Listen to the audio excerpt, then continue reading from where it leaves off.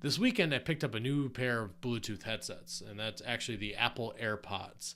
Now, the Apple Airpods have been around for a while, so they're not really something brand new, but they did have a really cool feature added in the latest operating system update. And I'll get to that in a second. Now, these cost about $150, and I have other Bluetooth headsets. I have like a cheap $25 pair I use while working out.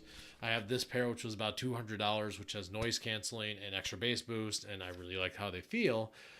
But these guys are a little cheaper than those, don't have as many features as those, but again, their special feature they added is really cool. The case here acts as both a battery pack too, because when they put the AirPods in here, see I'm wearing them right now, into there, it charges them. And this will give you like 3 to 5 days worth of charges before you have to recharge the case. And the AirPods themselves work for some hours before you need to worry about them. Now, the really cool feature that Apple added in iOS 12 is called live listening. And live listening allows me to use the microphone on my phone to send audio to the AirPods. This is great because I could be talking to someone in a crowded environment. I could actually point my phone towards them or have them hold my phone and I'll actually be able to hear them, which is something I normally can't do because I have very reduced hearing in my ears, which makes it very hard for me to hear anybody in a very crowded space or anywhere with a lot of background noise.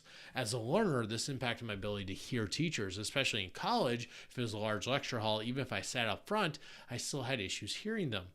My hearing wasn't bad enough to require a hearing aid anymore, but anything like this can give me a little better advantage at being able to hear and thus learn than what I'm able to do without the technology.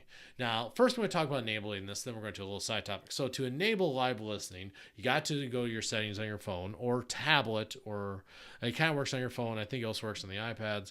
But if you go to Control Center, open that, you're going to need to customize controls. And you'll see it if you haven't activated yet. It'll be in the plus area here. You'll see hearing. You can see I've already added it to my control center, so now I can remove it if I want. Now, if I open my control center, I'm on a A+, so I still swipe from the bottom. I'll see down here a little ear. Now, if I click the ear, it'll say my AirPods, if they're connected or not, and live listening. Now, this only works with the AirPods. It doesn't work with any other Bluetooth headset. And I can turn that on, and then it'll start using the microphone to send audio to my AirPods.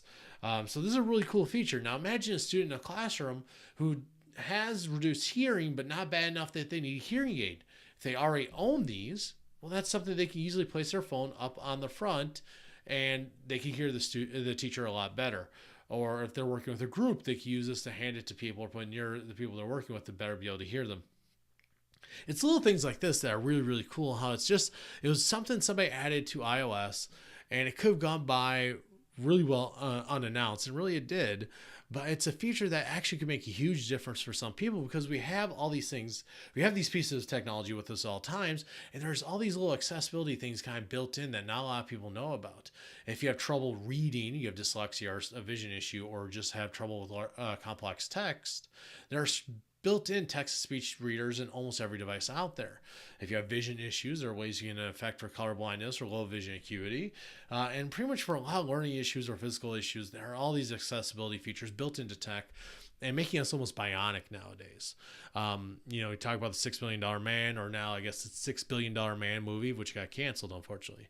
But we have this technology with us, which can allow us to be better learners. And that's where I kind of get to this next point here, is because some people think that intelligence is only what you can do without technology. And that is solely wrong.